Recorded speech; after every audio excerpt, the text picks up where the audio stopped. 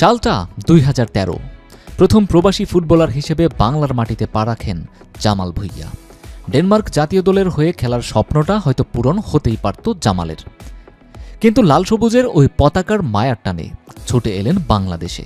এরপর একে একে আরও অনেক প্রবাসী গায়ে তুলেছেন লাল সবুজের জার্সিটা। তারেক কাজী, রাহবার খান, কাজেম শাহ। এরপর বাংলার মাটিতে রাজপুত্রের বেশে পা রাখলেন হামজা চৌধুরী। বাংলাদেশের হয়ে খেলতে আগ্রহী এমন অনেকেই ছড়িয়ে আছে বিশ্বের বিভিন্ন প্রান্তে, তবে যোগ্যতা যাচাইয়ের মাধ্যমে বাফুফে তাদের খেলানোর পরিকল্পনা করছে। সম্প্রতি বাংলাদেশে এসেছেন আরও 2 প্রবাসী ফুটবলার। ইংল্যান্ড থেকে এলমান মতিন ও ইতালি থেকে এসেছেন আব্দুল কাদের। ফাহমিদুলের মতো ইতালির 4র্থ স্তরের ক্লাবে খেলেন কাদের, আর এলমান ইংল্যান্ডের 3য় স্তরের ক্লাবের বয়সভিত্তিক দলে খেলেন। ধানমন্ডি ক্লাবে অনুশীলন করেছে বাংলাদেশি বংশোদ্ভূত এই 2 প্রবাসী ফুটবলার। অনুশীলনের পর দুপুরে বাফুফে একাডেমির কমলাপুর স্টেডিয়ামের আবাসিক ক্যাম্পে যোগ দিয়েছেন তারা।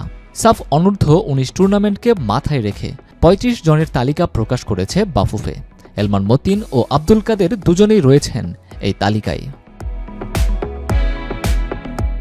2 ফুটবলারের টেকনিক্যাল জ্ঞান ভালোই লেগেছে ফেডারেশনের কোচদের। ঢাকার আবহাওয়ায় নিজেদের মানিয়ে নিতে কিছুটা চ্যালেঞ্জের মুখোমুখি হতে হয়েছে এই 2 ফুটবলারের। তবে মে মাসের 2য় সপ্তাহে সাফ অনূর্ধ্ব-19 চ্যাম্পিয়নশিপে স্বস্তিদায়ক আবহাওয়ায় পাবেন তারা। হামজার আগমনে এখন অনেক প্রবাসী ফুটবলার আগ্রহ দেখাচ্ছে বাংলাদেশের হয়ে প্রতিনিধিত্ব করার। প্রবাসীদের সাথে দেশের ফুটবলাররাও সেই মানের খেলতে পারলে বাংলাদেশ ফিরে পাবে পুরনো সেই ফুটবলের জোয়ার। নূরে আল জুবায়েদ, বাংলাদেশের খবর।